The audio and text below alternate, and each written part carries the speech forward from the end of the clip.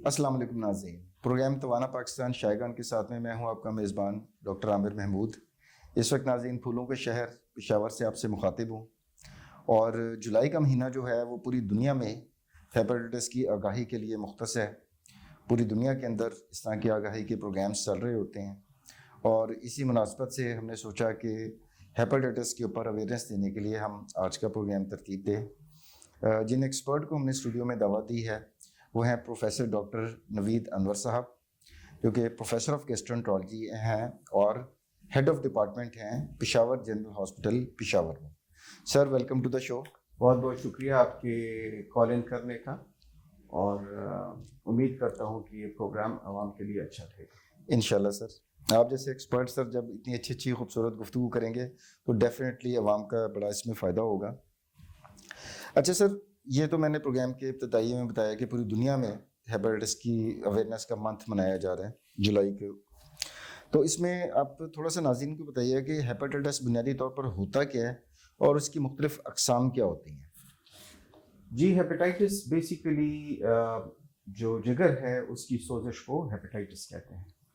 इसमें मुख्तलिफ़ किस्में हैं हेपेटाइटिस की और उसमें दवाइयों की वजह से हो सकता है, आपके मोटापे की वजह से हो सकता है, डायबिटीज़ की वजह से आपके जिगर में मुसलसल सोजिश रह सकती है। इसके साथ साथ जो वायरल हेपेटाइटिस है तो वो दुनिया में बहुत कॉमन है। इसमें 2-3 किस्में हैं वायरल हेपेटाइटिस की। कुछ किस्में वक्त के साथ साथ ख़त्म हो जाती हैं, उसे हम एक्यूट वायरल हेपेटाइटिस कहते हैं। उसमें जो कॉमन है वो खुराक की वजह से होती हैं, गंदा खुराक, आलूदा जो पानी आलूदा पानी जी सर। वगैरह इस तरह हो तो उससे हो सकती है। उसमें जो कॉमन है वो हेपेटाइटिस ए और ई है। ये अक्सर खुद ही शुरू होके एक ख़ास वक्फे के बाद या टाइम के बाद ये खुद ब खुद ठीक हो जाते हैं। जो आजकल दुनिया के लिए मसला बना हुआ है वो है क्रॉनिक वायरल हेपेटाइटिस, और उसमें जिसे आम ज़ुबान में काला यरकान या पश्तो में तुर जड़े कहते हैं। इसकी बेसिकली 2 किस्में हैं, एक को हम हेपेटाइटिस बी कहते हैं और एक को हेपेटाइटिस सी कहते हैं। तो ये हर साल जुलाई के महीने में अवेयरनेस प्रोग्राम WHO की तरफ से चलाया जाता है, जिसमें एक आगाही मुहिम चलाई जाती है कि जो दुनिया है इस वबाई मरज़ में मुब्तला है और इसके लिए अगर वक्त पर इक़दामात ना किए जाएं तो ये बढ़ सकता है आपकी अपनी सेहत के लिए और आपके साथ जो रहने वाले लोग हैं उनकी सेहत के लिए मुज़र हो सकता है। अच्छा सर, इसके अगर अदाद शुमार की बात करें तो पाकिस्तान में क्या सिचुएशन है। आपने जैसा फरमाया कि हेपेटाइटिस ए और ई निस्बतन इतना शदीद नहीं होता और मरीज़ आमतौर पर ख़ुद ब खुद कुछ अरसे बाद सेहतियाब हो जाते हैं, लेकिन बी और सी जो हैं वो ज़्यादा ख़तरनाक नौइयत के हेपेटाइटिस हैं। तो इसके अदाद शुमार हमारे पास हैं कि हमारे मुल्क में कितने लोग इससे मुतासिर हैं और क्रॉनिक कैरियर्स इसमें कितने हैं इसमें से।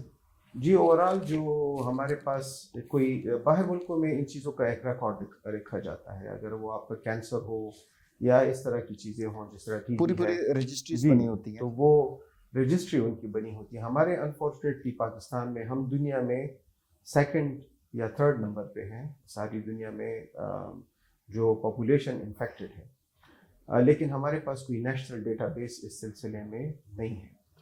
अंदाजे के मुताबिक सिर्फ जो हेपेटाइटिस सी है उससे तकरीबन 9 मिलियन लोग इफेक्टेड हैं, और 90 इसको लाख भी जी और इसको भी हम समझते हैं कि ये बिल्कुल एक टिप ऑफ द आइसबर्ग है जो अंडर मेजर रिपोर्टेड है। जी। तो इसका शायद हमारी जो तादाद है वो इससे कहीं लाख ज़्यादा हो, लेकिन चूंकि हमारे पास रिकॉर्ड का कोई सिस्टम नहीं है तो हमें एक्चुअल आदाद शुमार का अंदाज़ा नहीं है। जो अंदाज़ा है वो सिर्फ हेपेटाइटिस सी के जो मरीज़ है वो 9 मिलियन से ज़्यादा है। वर्ल्ड वाइड जो है तो वो 300 मिलियन से ज़्यादा लोग हेपेटाइटिस 30 करोड़।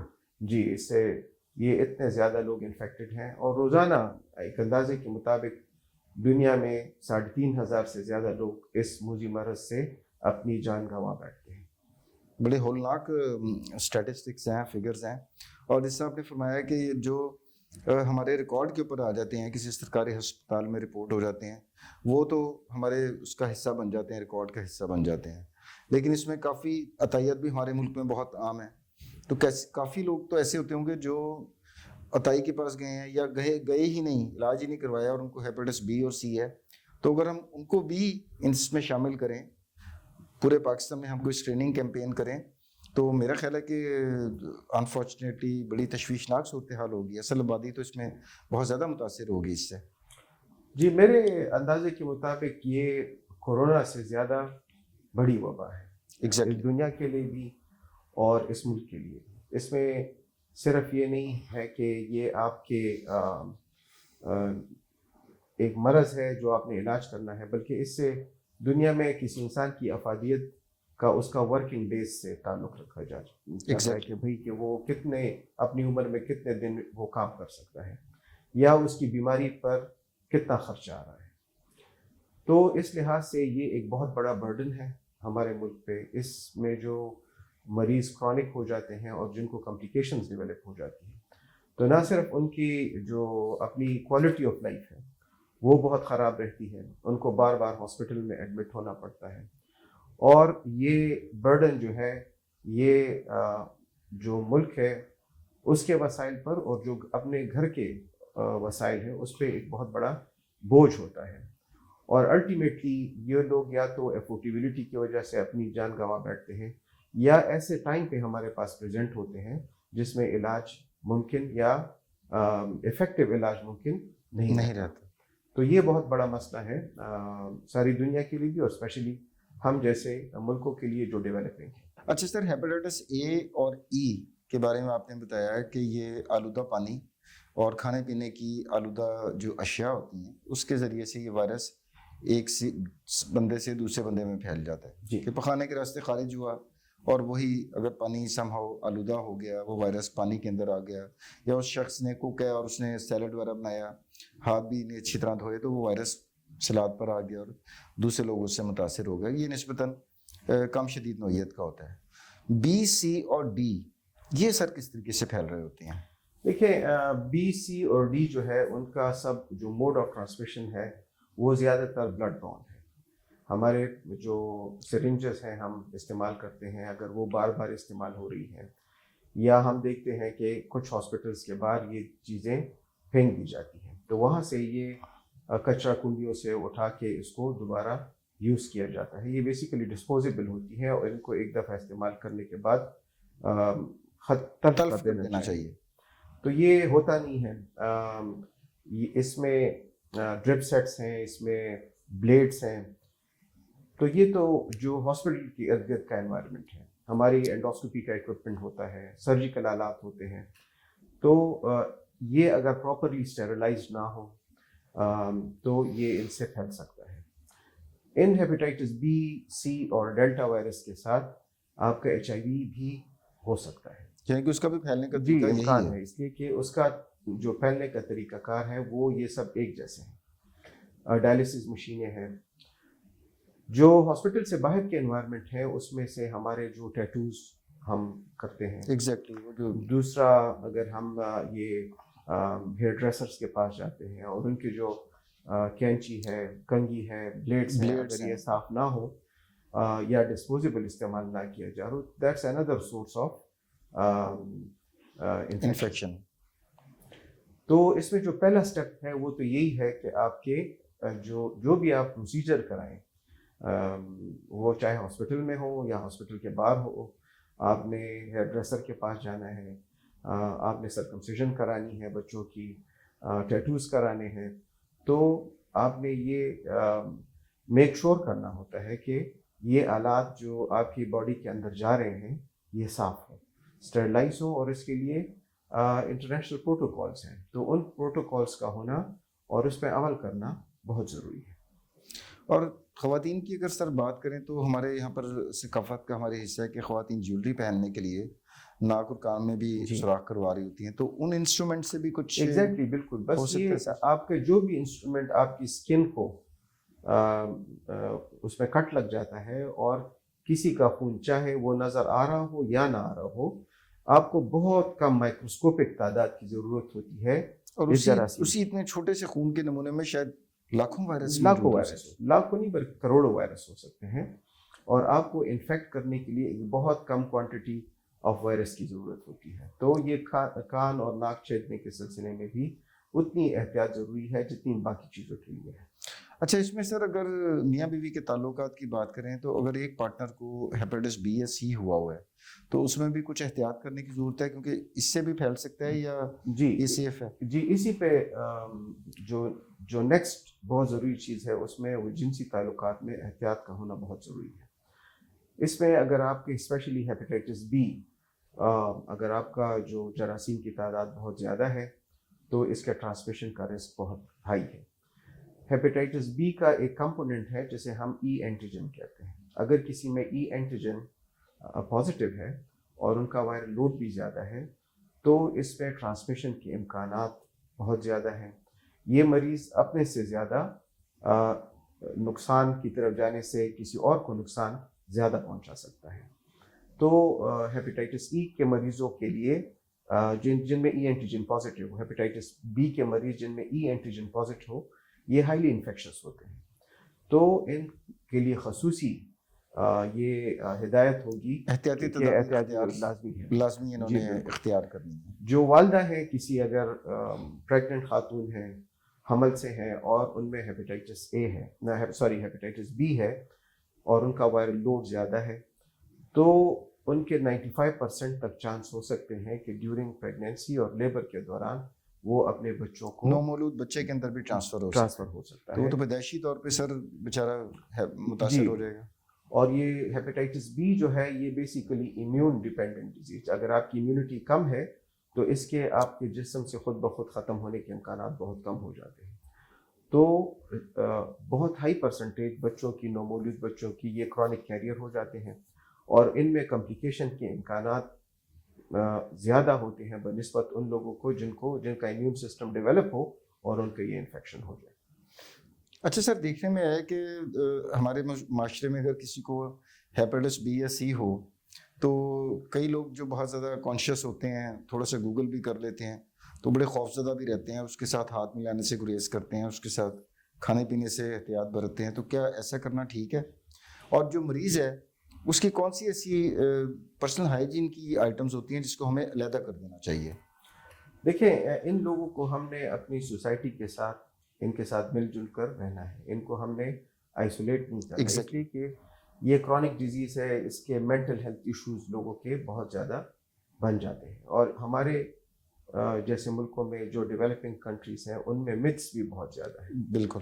تو that puts an extra pressure. ہمارے جو ذہن پہ ہے وہ ایکسٹرا پریشر آ جاتا ہے مریضوں کا. ان کو ہم آئسولیٹ کر دیتے ہیں، ان کے کھانے پینے کی چیزیں علیحدہ ہو جاتی ہیں، بستر علیحدہ ہو جاتا ہے، ملنا جلنا ان سے کم ہو جاتا ہے. تو یہ اسٹگما، اس کو سمجھنا اور اس کو دور کرنا بہت ضروری ہے. ایسے لوگوں سے آپ نے نارمل جس طرح کسی اور انسان سے ملتے ہیں اسی طرح ملنا ہے. ان کے کپ سے یا ان کی گلاس سے یا ان کے پلیٹ سے یا ان کے ہاتھ ملانے سے، گلا ملانے سے انفیکشن نہیں ہوتا. تو یہ بہت ضروری ہے کہ آپ نے معاشرے میں ان لوگوں کے ساتھ نارمل سلوک رکھنا ہے، نہ زیادہ ہمدردانہ اور نہ زیادہ آئسولیشن کا. ان کی جو چیزیں علیحدہ ہونی چاہیے وہ ان کے شیونگ کا سامان علیحدہ ہونا چاہیے، ان کا تولیہ علیحدہ ہونا چاہیے، وہ ویسے بھی علیحدہ ہوتا ہے، ٹوتھ برش علیحدہ ہونا چاہیے، ان کا کنگھی وغیرہ یہ سب کچھ علیحدہ ہونا چاہیے.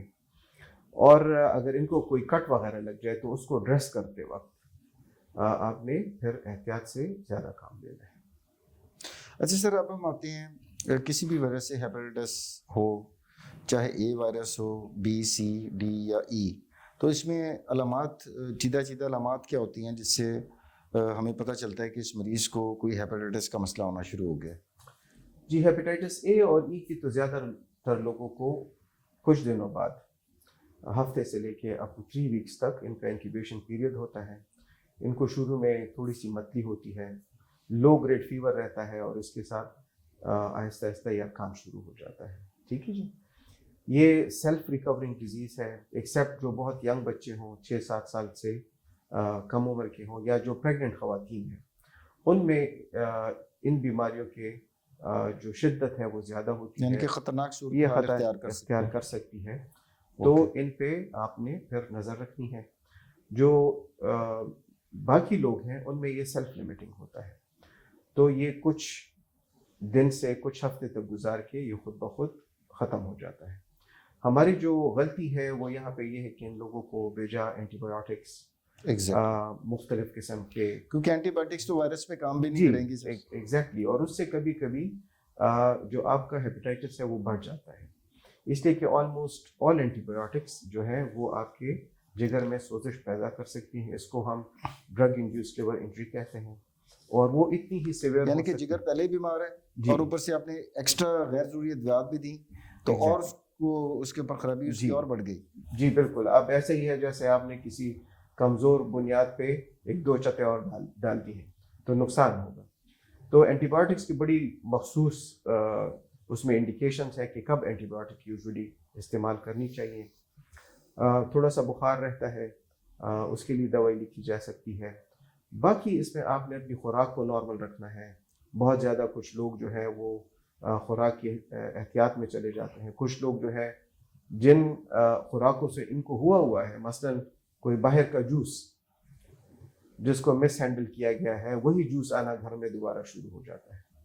تو آپ اس میں گھر میں جو کھانا پکا ہو وہی آپ استعمال کر سکتے ہیں. یعنی کہ باہر کی چیزیں جو ہے جی وہ اوائڈ کریں, بالکل اوائڈ کریں, اور ریسٹ بھی کرنے کی ضرورت ہوتی ہے کیونکہ پیشنٹ کو بڑی نقاہت اور کمزوری بھی محسوس ہو رہی ہوتی ہے. جی اس میں بالکل بیڈ ریسٹ کی ضرورت نہیں ہوتی ہے, لیکن جو ایکسٹرا ایکسرسائز ہے, آپ کی رننگ ہے, جاگنگ, یعنی کہ مشقت نہ کریں, نارمل اپنی ایکٹیویٹی جاری رکھیں. بالکل ایسا ہے, اور یہ ضروری ہے کہ اپنی روٹین کی لائف کو جاری رکھیں. چونکہ یہ ہیپیٹائٹس اے اور ای اور لوگوں کو پھیل سکتا ہے, تو اپنے واش روم وغیرہ کو آئسولیٹ کر دیں, اس کی صفائی کا خاص خیال رکھیں. آفس وغیرہ جو ہے تو اس سے بھی فی الحال چھٹی لے لیں تاکہ اور لوگ آپ یہ متاثر نہ ہوں اس سے. اچھا سر, اس کی تشخیص کی اگر بات کریں تو ہمارے پاس کیا کیا تشخیصی آلات ہیں, ٹیسٹ ہیں جس کی مدد سے ہم ڈفرینشیٹ کر سکیں, تمیز کر سکیں کہ یہ ہیپیٹائٹس اے ہے, بی ہے, سی ہے, ڈی ہے یا ای ہے؟ تو وہ کیا کون سے ٹیسٹ ہوتے ہیں سر؟ یہ ان کے لیے جو اسکریننگ ٹیسٹ تو ہیپیٹائٹس اے کے لیے اپنی اینٹی باڈیز ہیں وہ چیک کرتے ہیں ہم, ای کے لیے اپنی اینٹی باڈیز ہیں وہ چیک کرتے ہیں. جو screening test chronic hepatitis B اور سی کے لیے ہے وہ سمپل سے ٹیسٹ ہیں, انہیں ہیپیٹائٹس بی سرفیس اینٹیجن کہا جاتا ہے, جو کسی بھی لیبارٹری میں اویلیبل ہے. اور یہ خون کے نمونے سے ٹیسٹ ہوتے ہیں؟ جی یہ خون کے نمونے سے ٹیسٹ ہوتے ہیں, اور آپ کے ہیپیٹائٹس سی اینٹی باڈیز ہیں تو اس سے آپ کو ہو سکتا ہے. ڈیلٹا وائرس کی بھی اینٹی باڈیز ہیں, وہ کچھ پاکستان کے کچھ ایسے ایریاز ہیں جہاں پہ وہ بہت زیادہ ہے. تو اگر آپ کا ہیپیٹائٹس بی ٹریٹ نہیں ہو رہا یا آپ کو اس میں کوئی سکسیس نہیں ہو رہی ٹریٹمنٹ میں, تو پھر ہم ہیپیٹائٹس ڈی ڈیلٹا وائرس یا ڈی وائرس چیک کرتے ہیں. یہ ہیپیٹائٹس بی کے بغیر زندہ نہیں رہ سکتا. یعنی کہ اس انفیکشن کا انحصار ہیپیٹائٹس بی کے صرف مریضوں پر ہے؟ جی, تو ہیپیٹائٹس ڈی جو ہے وہ علیحدہ آپ کو نقصان نہیں پہنچا سکتا اور نہ وہ آپ کی باڈی میں سسٹین کر سکتا ہے. اچھا, یہ تو ہو گیا سر ان کی ڈائگنوسس کی بات ہو گئی. اب ہیپیٹائٹس بی اور سی کی سر اگر بات کریں تو اللہ تعالیٰ نے ہمارے جسم میں ایک مدافعتی نظام بھی رکھا ہوا ہے. اگر وہ بڑا اچھے طریقے سے کام کر رہا ہے تو یہ ممکن ہے کہ کچھ مہینوں کے بعد یہ مریض بھی خود بخود صحت یاب ہو جائیں. اور کرونک کیریئر ہم ان کو کب لیبل کرتے ہیں؟ جو ہیپیٹائٹس بی کے مریض ہیں ان میں 80% مریض جو ہیں وہ ہمارے مدافعتی نظام کی وجہ سے ٹھیک ہو جاتے ہیں. یہ تو بڑی خوشائند خوشخبری والی بات ہے. جی بالکل, کہ الحمدللہ 80% تک کیسز خود بخود ریزالو ہو جائیں. جی, جو ہیپیٹائٹس سی ہے وہ اس کے بالکل اپوزٹ ہے. وہ اس میں آپ کے جو 80% مریض ہیں وہ کرونک کیریئر بن جاتے ہیں. 20% یعنی کہ اس میں مرض دائمی صورتحال اختیار کر جاتا ہے اور وائرس مسلسل جسم میں موجود رہتا ہے. اور 20% کے جو مریض ہوتے ہیں سی کے وہ خود بخود ریکور ہو جاتے ہیں. جو اچھی بات ہے وہ یہ ہے کہ جو ہیپیٹائٹس سی کے مریض ہیں ان کے لیے تقریباً مکمل علاج 95 to 98% جس میں سکسیس ریٹ ہے وہ 2014-15 کے بعد اویلیبل ہے. زبردست. اور اس میں جو حکومت پاکستان ہے انہوں نے اس میں بڑی دلچسپی کا مظاہرہ کیا, اور یہ دوائیاں باہر ملکوں میں کروڑوں روپے کی مالیت کی حامل ہوتی ہیں, لیکن یہاں پہ یہ اب چند ہزار روپے میں اویلیبل ہے. اس کا یوزول کورس 3 مہینے کا ہوتا ہے اور 95 to 98%. یہ کھانے والی ادویات ہوتی ہیں؟ جی یہ کھانے والی ہیں. پہلے جو اس کی دوائیاں تھیں وہ انجیکٹیبلس تھیں, اس میں جو سکسیس ریٹ تھا وہ 40 to 70% تھا. وہ جو انٹرفیرون انٹرفیرون وغیرہ تھی, اور اس کے سائیڈ ایفیکٹس بھی بہت بہت ہوتے تھے بے شمار میں نے side خود effects دیکھے ہیں اس کے. جی. تو اب یہ جو کھانے والی ادویات ہیں یہ بہت سیف بھی ہیں اور اس کی جو وہ ایفیکیسی ہے وہ بھی بہت زیادہ ہے. جی, اس کے آلموسٹ کوئی سائڈ ایفیکٹس نہیں ہے, تو اس میں کچھ زیادہ مانیٹرنگ کی ضرورت بھی نہیں ہوتی. اور خوشیان بات یہ کہ گورنمنٹ آف پاکستان بھی اس کو کافی کئی سینٹرز پہ تو میرا خیال ہے کہ شاید فری بھی مل رہی جی, ہیں. بہت سے سینٹر ہیں گورنمنٹ کے, اور ہمیں اپریشیٹ کرنا چاہیے جو گورنمنٹ اچھے کام ناظرین کر رہی ہے. ہر وقت ہم سوشل میڈیا پہ دیکھتے ہیں کہ لوگ تنقید کر رہے ہوتے ہیں کہ جناب حکومت یہ نہیں کر رہی, حکومت وہ نہیں کر رہی. تو جس طرح پروفیسر صاحب نے فرمایا کہ اتنی مہنگی ادویات جو باہر کے ملکوں میں ملتی ہیں وہ حکومت پاکستان کی طرف سے بلا معاوضہ سرکاری ہسپتالوں میں اویلیبل بھی ہوتی ہیں اور اس سے آپ کو استفادہ بھی حاصل کرنا چاہیے. اچھا سر, اب ہم آتے ہیں اس طرف کہ جیسا آپ نے فرمایا کہ ہیپیٹائٹس سی کے 80% مریض دائمی مرض میں مبتلا رہتے ہیں اور ہیپیٹائٹس بی کے 20% مریضوں میں امکان ہوتا ہے کہ وہ 6 مہینے سے زائد تک مسلسل اگر وہ وائرس رہے تو ہم اس کو کیریئر کہہ دیتے ہیں. اب اتنے عرصے کے لیے اگر انفیکشن جسم میں موجود رہے گی, جگر کو نقصان پہنچاتی رہے گی, اس کی کیا کمپلیکیشنز ہوں گی؟ دیکھیں, جو کرونک کیریئرس ہیں مریض کو ہم تب کرونک کہتے ہیں جب کم از کم 6 مہینے سے زیادہ ان میں یہ مرض رہے اور ان کے ٹیسٹ پازیٹیو آتے رہے. پھر کچھ مریض ایسے ہوتے ہیں جن میں یہ جو ہیپیٹائٹس بی سرفیس اینٹیجن ہے یا اینٹی ایچ سی وی اینٹی باڈیز ہوتی ہیں یہ پازیٹیو رہتی ہیں, لیکن جب ان کا ہم جراثیم کے مقدار والا ٹیسٹ کرتے ہیں جسے ہم PCR کہتے ہیں وہ منفی آ جاتا ہے. تو ایسے مریضوں کو اکثر علاج کی ضرورت نہیں ہوتی. تو مریضوں کو تب علاج کی ضرورت ہوتی ہے جب آپ کا PCR ٹیسٹ پازیٹیو آتا ہے. ہیپیٹائٹس سی کے جتنے بھی مریض ہیں جن کا PCR آج کل پازیٹیو آ رہا ہے ان سب کو علاج کی آفر کی جاتی ہے, ایکسیپٹ کچھ کیسز میں جس میں گردہ بہت کمزور ہو تو ہم نے ان کو انڈر اسٹرکٹ مانیٹرنگ ہم ان کا علاج کرتے ہیں. جو ہیپیٹائٹس بی کا مرض ہے وہ تھوڑا سا کمپلیکس ہے علاج وائز, تو اس کا صرف PCR پہ علاج کرانا درست نہیں ہے. اس کے ساتھ اور بھی مارکرز ہیں جیسے فیملی ہسٹری ہے, فیملی میں لیور کا کینسر کیا ہونا ہے, کب سے ہے آپ کو انفیکشن, آپ کے لیور کی کیا حالت ہے, یہ سب چیزیں ملا کے پھر ہم علاج کر سکتے ہیں. تو کچھ عرصہ پہلے ہم نے KPK میں جو سوسائٹیز ہیں لیور کی اس کے وساطت سے ہم نے ایک پروگرام شروع کیا تھا جہاں پہ جو لوکل ڈاکٹرز ہیں جو اسپیشلسٹ نہیں ہیں ان کو ہم نے ایجوکیٹ کیا تھا تاکہ وہ بھی انکمپلیکیٹڈ ہیپیٹائٹس سی کے سارے مریضوں کو اپنے لوکل ایریا میں ٹرین کر سکتے ہیں. تو that was very effective program, it help a lot. اور اس کی وجہ سے اب ہمیں ایک ٹرینڈ مل رہا ہے جس میں ہیپیٹائٹس سی کے مریض کم ہو رہے ہیں اینڈ ہوپ فلی کہ 2030 تک ہم اس کو ایریڈیکیٹ کرنے میں شاید کامیاب بھی ہو جائیں, جو ٹارگٹ بھی ہے WHO کا. انشاءاللہ سر آپ اس میں زبردست کاوش ہے سر آپ لوگوں کی, اور اللہ تعالیٰ مزید اس میں کامیابی دے. اچھا سر, جگر جو سکڑ جاتا ہے یا اس کے اندر کینسر ہو جاتا ہے وہ کس کنڈیشن میں ہوتا ہے کہ مریض اس نہج تک پہنچ جائے کہ یہ 2 بڑی کمپلیکیشن ہو جائیں؟ جی دیکھیں, ہیپیٹائٹس جو بی ہے سی ہے, اور اس کے ساتھ اس کا ذکر بھی بہت ضروری ہے کہ یہ جو موٹاپا ہے یا ڈائبٹیز ہے یہ اتنا ہی آپ کے جگر کو نقصان پہنچاتی ہے جتنا قائلہ ارکان پہنچا سکتا ہے. اور اگر یہ 3-4 چیزیں مل جائیں, موٹاپا سچویشن ہوگی سر, تو آپ کی جو ڈیزیز ہے, موٹاپا بھی ہے اور ہیپیٹائٹس بھی ہے, تو آپ کی جو ڈیزیز کی پروگریشن ہے, اگر آپ میں یہ وائرس 15 یا 20 سال میں آپ کے جگر کو نقصان پہنچا رہا ہے تو یہ اسپیڈ اس کی بڑی کوئک ہو جاتی ہے اور آپ کو 5-10 سال میں بھی نقصان پہنچ سکتا ہے. تو اس کی شروع میں کوئی سچ علامات نہیں ہے, بہت کم لوگوں کو ایسی کوئی علامات ہوتی ہیں جس میں ہم کہہ سکتے ہیں کہ بھی ان کو ہیپیٹائٹس بی یا سی ہے. ادروائز زیادہ تر لوگوں کو علامات نہیں ہوتی. ان میں جب علامات شروع ہوتی ہیں تو اس وقت تک جو مرض ہے وہ کافی ایڈوانس ہو چکا ہوتا ہے. اس میں یا مریض ہمارے پاس آتے ہیں جگر کی کمزوری کی وجہ سے, جسے ہم سیروسس کہتے ہیں, وہ الٹرا ساؤنڈ پہ کوئی جا کے کسی اور وجہ سے الٹرا ساؤنڈ کرتے ہیں, پھر پتہ چلتا ہے کہ ان کا جگر کمزور ہے, تلی بڑھ جاتی ہے, لوگ خون کی الٹی کے ساتھ آ جاتے ہیں جسے ہم ویریسیل بلیڈ کہتے ہیں, پیٹ میں پانی ہوتا ہے, گردے خراب ہو سکتے ہیں, یا بے ہوشی کی حالت میں ہمارے پاس مریض پہنچتے ہیں. تو پھر جب ان کے فردر ٹیسٹ ہوتے ہیں تو اکثر لوگوں میں ان کے جگر میں کینسر بھی موجود ہوتا ہے، تو جسے ہم ہیپیٹوسیلولر کینسر کہتے ہیں۔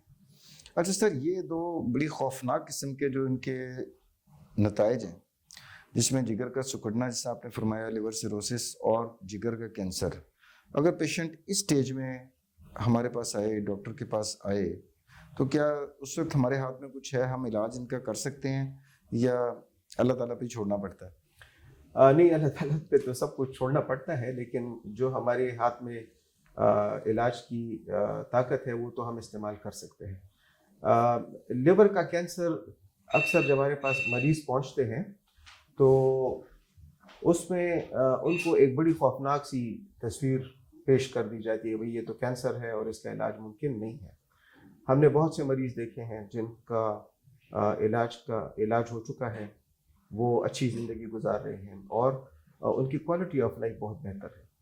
شرط یہ ہے کہ آپ اگر آپ کو پتہ چل جائے کہ آپ کو ہیپیٹائٹس بی ہے تو آپ اس کا ریگولر فالو اپ کرتے رہیں۔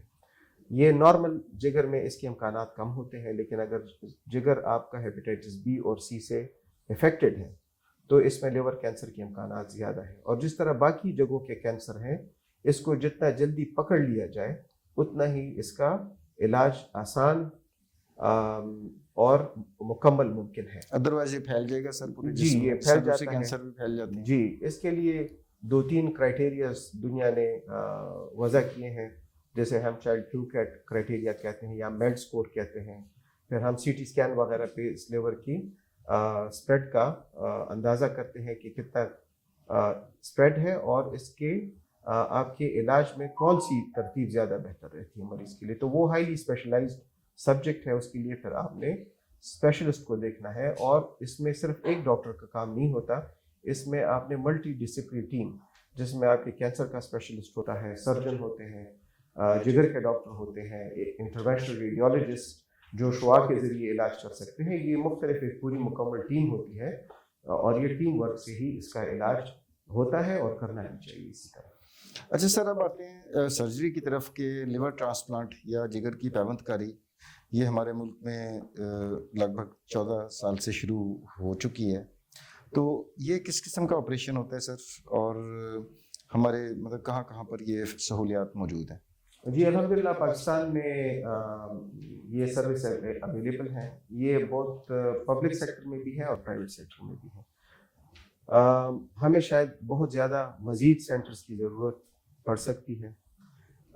جو ابھی پبلک سیکٹر کے جو ہاسپٹل ہیں جو بہت اچھا کام کر رہے ہیں، اس میں PKLI ہے جو لاہور کے اندر جی واقع ہے۔ لاہور میں ہے، وہ بہت زبردست جدید اور بڑے اس میں مستند اور ماہر ڈاکٹر ہیں، اور وہ اپنی بہترین خدمات جو انٹرنیشنل اسٹینڈرڈ کے مطابق ہے وہ پرووائڈ کر رہے ہیں۔ اس کے ساتھ گمبٹ ہے سندھ میں، بہت زبردست انسٹیٹیوٹ ہے، اینڈ اس میں دنیا کی جو ٹاپ ٹیکنالوجیز ہیں ان میں سے وہ ایک سینٹر ہے۔